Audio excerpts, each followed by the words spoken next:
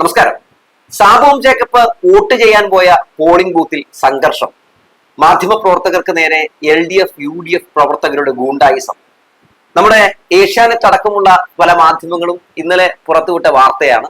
അതുമായി ബന്ധപ്പെട്ടുകൊണ്ട് ചില അന്വേഷണങ്ങളൊക്കെ നടത്തി. വേറൊന്നും കൊണ്ടല്ല, രാജീവ് ചന്ദ്രശേഖറിന്റെ ഒരു മുതലാളിയുടെ ചാനലായിട്ടുള്ള ആ ചാനൽ മറ്റൊരു മുതലാളിക്ക് വേണ്ടി വിടുവേല വാർത്ത ചെയ്യുമ്പോൾ സ്വാഭാവികമായും അതിനെപ്പറ്റി അന്വേഷിക്കേണ്ട ബാധ്യത ഒരു മാധ്യമ പ്രവർത്തകൻ എന്ന നിലയിലുണ്ട്. അതുകൊണ്ട് അന്വേഷിച്ചു കഴിഞ്ഞപ്പോൾ വസ്തുതകളൊക്കെ കണ്ടെത്താൻ സാധിച്ചു.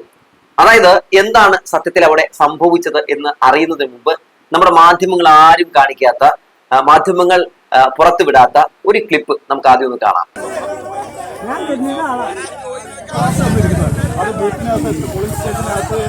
ആ ചേട്ടൻ ഏത് പാർട്ടിക്കാരനാണെന്നാണ് പറയുന്നത്? 2020 ആണ് എന്ന് തന്നെയല്ലേ പറയുന്നത്, അല്ലാതെ LDF UDF എന്നൊന്നും അല്ലല്ലോ പറയുന്നത്. ഇനി നമുക്ക് കാര്യത്തിലേക്ക് കിടക്കാം. എന്താണ് സംഭവിച്ചത്? സാബുവും ജേക്കബ് നടത്തിയ ഒരു ഗിമ്മിക്ക് ഗീർവാണ നാടകമാണ് നമ്മൾ അവിടെയൊക്കെ കണ്ടത്. സാബുവും ജേക്കബ് നടത്തിയ ഒരു ഗംഭീര നാടകമാണ് നമ്മൾ കണ്ടത്. ഒരുപക്ഷെ പരാജയ ഭീതി ഭയന്നിട്ടാകാം സാബുവും ജേക്കബ് അത്തരത്തിലൊരു നാടകം അവിടെ നടത്തിയത്. സത്യത്തിൽ സംഭവിച്ചത്, സാബുവും ജേക്കബ് വോട്ട് ചെയ്യുന്നു. വോട്ട് ചെയ്ത ശേഷം പോളിംഗ് ബൂത്തിൽ അവിടെ തന്നെ നിന്നുകൊണ്ട് മാധ്യമങ്ങൾക്ക് ഇദ്ദേഹം ബൈറ്റ് കൊടുക്കാൻ വേണ്ടി തുനിയുകയാണ്. ആ ബൈറ്റ് കൊടുക്കുന്നതിന് മുമ്പ് അവിടെ സ്ഥാനാർത്ഥികളെ പോലീസ് വിലക്കുന്നുണ്ട്. അവിടെ നിന്നുകൊണ്ട് നിങ്ങൾ ആർക്കും ബൈറ്റ് കൊടുക്കാൻ പാടില്ല എന്നൊക്കെ ഈ അവിടെ മത്സരിക്കുന്ന സ്ഥാനാർത്ഥികളോട് പറയുന്നുണ്ട്. ആ സ്ഥാനാർത്ഥികൾ അവിടെ നിൽക്കുമ്പോൾ തന്നെ ഈ കാര്യങ്ങളൊക്കെ അറിയാവുന്ന സാബുവും ജേക്കബ് മാധ്യമങ്ങളെ കാണുകയാണ്. ഇത് മാധ്യമങ്ങൾക്കും അറിയാവുന്ന ഒരു കഥയാണ് കേട്ടോ. അപ്പോൾ എന്താണ് സംഭവിക്കുന്നത്? അവിടെ ഒരു പ്രകോപനം ഉണ്ടാകുന്നു. പ്രകോപനം ഉണ്ടായപ്പോൾ പോലീസ് അടക്കം മാധ്യമങ്ങളോട് അവിടെ നിന്ന് നീങ്ങാൻ ആവശ്യപ്പെടുന്നു. ആ നീങ്ങാൻ ആവശ്യപ്പെട്ടത് അത് LDF UDF പ്രവർത്തകരും ഈ പറയുന്ന സ്ഥാനാർത്ഥികളും ഒക്കെയാണ് എന്ന രീതിയിൽ മാധ്യമങ്ങൾ പ്രചരിപ്പിക്കുന്നു. സ്വാഭാവികമായും പോലീസ് മാറാൻ പറയുമ്പോൾ പോലീസിന്റെ അടുത്ത് മാധ്യമങ്ങൾ കയർത്തു കയറുമ്പോൾ അവിടെ നിൽക്കുന്ന ആളുകൾ സ്വാഭാവികമായും ഇടപെടും. നിങ്ങൾ അങ്ങോട്ടേക്ക് പോകൂ, ഇവിടെ ആർക്കും അങ്ങനെ പ്രത്യേകിച്ച് ഒരു പ്രിവിലേജ് ഒന്നുമില്ല, അതുകൊണ്ട് അങ്ങ് പോകൂ എന്ന് അവരവിടെ ഒന്ന് പറയുന്നുണ്ട്. അതിനിടയിലേക്കാണ് ഈ 2020 ഒരു പറ്റം ആളുകൾ വരുന്നു. അവിടെ സംഘർഷം സാധ്യത ഉടലെടുക്കുന്നു. ശേഷം പിന്നെ നമ്മൾ എന്താണ് കാണുന്നത്? മാധ്യമങ്ങളുടെ ഗംഭീരമായിട്ടുള്ള നാടകമാണ് കണ്ടത്.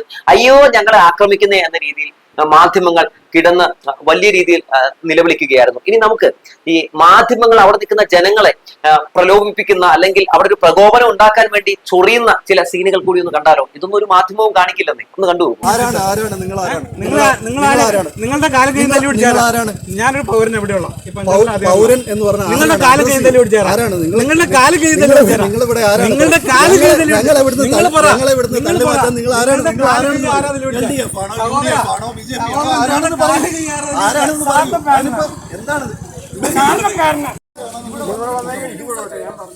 കണ്ടല്ലോ, അവിടെ നിൽക്കുന്ന ആളുകളെ ചുമ്മാ കയറി ചൊറിയുകയാണ്. സാധാ നാട്ടുകാരാണ്, അത് മാത്രമല്ല നിഷ്കളങ്കരായിട്ടുള്ള ആളുകളാണ്.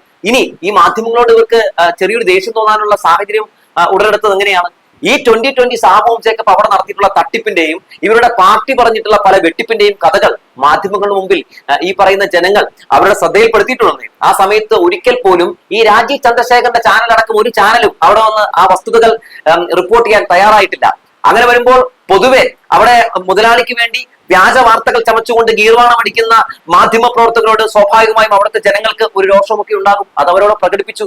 അതുണ്ട് എന്ന് മനസ്സിലായപ്പോൾ ഞങ്ങളെ ആക്രമിച്ചേ എന്നൊരു വാർത്ത ഉണ്ടാക്കിയെടുക്കാൻ വേണ്ടി അയാൾ ആ മാധ്യമ പ്രവർത്തകനൊക്കെ അങ്ങ് കയറി അങ്ങ് അവരെ ചൊറിയുകയാണ്. സത്യത്തിൽ മനഃപൂർവ്വം ഒരു പ്രശ്നം സൃഷ്ടിച്ചെടുത്തതാണെന്ന് പറയാതെ വയ്യ. ഒരു സ്ഥലത്തൊരു വാർത്ത റിപ്പോർട്ട് ചെയ്യാൻ പോകുമ്പോൾ സ്വാഭാവികമായും ആ സ്ഥലത്തിന്റെ നിലവിലെ എന്താണ് അവിടുത്തെ അവസ്ഥ, അല്ലെങ്കിൽ അവിടുത്തെ ജനങ്ങളുടെ മാനസികാവസ്ഥ എന്താണ്, ഇതൊക്കെ കണ്ട് അറിഞ്ഞു വേണം വാർത്ത റിപ്പോർട്ട് ചെയ്യാൻ എന്ന് അറിയാമെങ്കിലും ഇല്ല, ഞങ്ങൾ ഇവിടെ ഒരു പ്രശ്നം ഉണ്ടാക്കി അടങ്ങൂ എന്ന മട്ടിൽ പോയാൽ എന്ത് പറയാനാണ്? എന്തായാലും അവിടുത്തെ മാധ്യമ പ്രവർത്തകരെ ഞാൻ കുറ്റം പറയില്ല കേട്ടോ. വേറൊന്നും കൊണ്ടല്ല, ഈ മാധ്യമ സ്ഥാപനങ്ങളിലെ മുതലാളിമാരുടെ ഒരു രാഷ്ട്രീയമുണ്ടല്ലോ, ആ രാഷ്ട്രീയത്തിനനുസരിച്ചാണ് ഇവർ കളിപ്പാവുകളെ പോലെ പ്രവർത്തിച്ചുകൊണ്ടിരിക്കുന്നത്. അതുകൊണ്ട് അവരുടെ ഗതികേട് കൊണ്ട് ഒരുപക്ഷെ കാണിച്ചു കൂട്ടുന്നതാകാം. ഇങ്ങനെയൊക്കെ വേണമെന്നൊക്കെ പറഞ്ഞിട്ട് വന്ന് ചെയ്യുന്നതാണോ ദൈവത്തിന് അറിയാം. എന്തോ ആകട്ടെ. എന്തായാലും അതുകൊണ്ട് ആ മാധ്യമ പ്രവർത്തകരെ ഞാൻ തെറ്റു പറയുന്നില്ല. അവരുടെയൊക്കെ അവസ്ഥ അത് ഏകദേശമൊക്കെ മനസ്സിലാക്കാൻ കഴിയും. കാരണം കുറച്ചു നാളെ ഞാനും ഈ കോലും പിടിച്ചു നടന്നതാണ്, അതുകൊണ്ട് നന്നായിട്ട് അറിയാം. ഇനി മറ്റൊരു പ്രധാനപ്പെട്ട കാര്യം കൂടി പറയട്ടെ. ഇവിടെ സാബുവും ജേക്കബ് ഈ വിഷയവുമായി ബന്ധപ്പെട്ട് ആ ഒരു വിഷയത്തിന്റെ പ്രതികരണം രേഖപ്പെടുത്തുമ്പോൾ ഒരിടത്ത് പോലും BJP കുറ്റപ്പെടുത്തുന്നില്ല കേട്ടോ. LDF UDF അല്ലെങ്കിലും ഇന്ത്യ മുന്നണിക്കെതിരെയാണല്ലോ സാബുവും ജേക്കബ്. ഇന്ത്യ മുന്നണി എന്നൊക്കെ പറഞ്ഞ് BJP ക്കാരെ പോലെ കളിയാക്കുന്ന ഒരു വ്യക്തിയാണ് സാബു എന്നുള്ള കാര്യം നമുക്കറിയാം. എന്നിട്ട് 2020-കാർ തന്നെ അവിടെ ഉണ്ടാക്കിയ ഒരു പ്രശ്നം, അത് LDF-ന്റെയും UDF-ന്റെയും തലയിൽ വെച്ച് കെട്ടിക്കൊണ്ട് സാബു ജേക്കബ് നടത്തിയ ആ തന്ത്രം ആർക്ക് വേണ്ടിയാണ് ഇന്ന് അറിയാമല്ലോ. ഇനിയിപ്പോ നാളെ കഴിഞ്ഞ്, അതായത് 11-ാം തീയതി മറ്റുള്ള ഇടങ്ങളിൽ, തൃശ്ശൂർ മുതൽ കാസർഗോഡ് വരെയുള്ള ഇടങ്ങളിൽ തദ്ദേശ തെരഞ്ഞെടുപ്പ് നടക്കുകയാണ്. അപ്പോ അവിടത്തേക്കുള്ള ഒരു ക്യാപ്സൂൾ ഈ കിഴക്കമ്പലത്ത് നിന്ന് സാബു ജേക്കബ് പൊട്ടിച്ചതാണോ എന്ന് വേണം മനസ്സിലാക്കാൻ. മാത്രവുമല്ല, ഇനി നമുക്ക് അവിടെ ഒരു സംഘർഷ സാധ്യതയ്ക്കുള്ള ഒരു സെറ്റപ്പ് ആയിരുന്നു എന്ന് അറിയണ്ടേ. അവിടെ തന്നെ ഉണ്ടായിരുന്ന ഒരു വ്യക്തി ഈ സംഭവം നടക്കുന്ന സമയത്ത് ചിത്രീകരിച്ച ഒരു വീഡിയോ കൂടി നമുക്കൊന്ന് കാണാം. ഈ മാധ്യമങ്ങൾ പറയുന്നത് പോലെയാണോ കാര്യങ്ങൾ എന്നൊക്കെ ഈ വീഡിയോ കാണുമ്പോൾ നമുക്ക് വ്യക്തമായി മനസ്സിലാക്കാൻ സാധിക്കും. നിലവിൽ ഇപ്പൊ ഇവിടെ നടക്കുന്ന കാര്യങ്ങള്, ഇവിടെ ഒരു പ്രശ്നമല്ല, ഈ ബൂത്തിൽ യാതൊരുവിധ പ്രശ്നമില്ല. ഇവിടുത്തെ ചാനലുകാരുണ്ടാക്കുന്ന വിഷയം മാത്രമേ ഉള്ളൂ. ഇത് നോക്കുക, ഈ ബൂത്ത് നോക്കി, ഇവിടെ പോലീസ് ഉണ്ട്, ഈ ബൂത്തിൽ ഒരു മനുഷ്യനില്ല, ഇവിടെ ഒരാളുമില്ല. ഇവിടെ ഞങ്ങൾ കാൻഡിഡേറ്റ്സിന്റെ ഏജൻസും അല്ലാണ്ട് വേറെ ആരും നിലവിൽ ഈ ബൂത്തിലില്ല. ആകെ നിൽക്കുന്നത് ഇവിടെ ഏഷ്യാനെറ്റിന്റെയും 24-ന്റെയും ചാനലുകാര്, ഇവര് വന്നിട്ട് പെയ്ഡ് ന്യൂസായിട്ട് ചെയ്യുന്ന ഒരു കാര്യമാണിത്. കാരണം ഇവിടെ കാൻഡിഡേറ്റ്സും ഇവിടെ ആരും ഇവിടെ ഒരു പ്രശ്നമില്ല. ഇതെന്തോ പ്രശ്നബാധിത ബൂത്താക്കി മാറ്റാൻ വേണ്ടിയിട്ടും ഇവർക്ക് ലൈവിലൂടെ അല്ലെങ്കിൽ വേറെ രീതിയിൽ ഇവർക്ക് ഇത് ചെയ്യാൻ വേണ്ടിയിട്ടും ഇവര് മനഃപൂർവ്വം ഉണ്ടാക്കുന്ന പ്രശ്നം, അത് മനഃപൂർവ്വം ഉണ്ടാക്കുന്ന വിഷയം. ഇത് നിലവിൽ ഇവിടെ ഒരു വിഷയമുള്ളതല്ല. നോക്ക്, ഇവിടെ ബൂത്തിലൊരു മനുഷ്യനില്ല, ഈ ബൂത്തിൽ വേറൊരു മനുഷ്യനില്ല. ഈ ബൂത്തിലൊരു മനുഷ്യനില്ലാത്ത സ്ഥലത്തേക്ക് എല്ലാ ചാനലുകാരും വന്ന് ക്യാമറയും പൊക്കി പിടിച്ചുകൊണ്ട് നിന്നിട്ട് ഈ കേരളത്തിലെ ജനങ്ങളെ തെറ്റിദ്ധരിപ്പിക്കുന്നു. ഇതിനെയാണ് പെയ്ഡ് ന്യൂസ് എന്ന് പറയുന്നത്. ഇങ്ങനെയുള്ള ഇത് സാബു ജേക്കബിന്റെ കാശ് മേടിച്ചുകൊണ്ട് ഇവിടെ വന്നിട്ട് ആളുകളെ തെറ്റിദ്ധരിപ്പിക്കുന്നു, കേരളത്തിലെ ജനങ്ങളെ തെറ്റിദ്ധരിപ്പിക്കുന്നത്. 24, അതേപോലെ തന്നെ ഏഷ്യാനെറ്റ്, ഇവരൊക്കെ ഇവിടെ വന്നിട്ട് പെയ്ഡ് ന്യൂസാണ് ചെയ്യണേ. ഒരു മനുഷ്യനില്ല അവിടെ. ഇത് കേരളത്തിലെ ജനങ്ങൾ മനസ്സിലാക്കണം, ഇതാണ് ചാനലിന്റെ തനിനിറം.